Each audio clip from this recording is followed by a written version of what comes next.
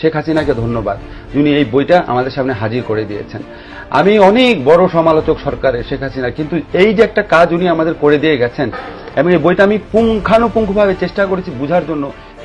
এই বই পড়লে মানুষের হতবাক, বিস্মিত, মানে অকল্পনীয় একটা রিয়ালাইজেশন সামনে যাওয়া ছাড়া উপায় নাই। একটা নেতা, এত বড় একটা নেতা বাংলাদেশে জন্ম নিয়েছিল। আমার প্রথম কষ্ট এই বইটা পড়ে, যে এত বড় একটা নেতা বাংলাদেশে জন্ম নিয়েছিল, আমরা কোনোদিনও রিয়ালাইজ করতে পারলাম না until the publication of this book.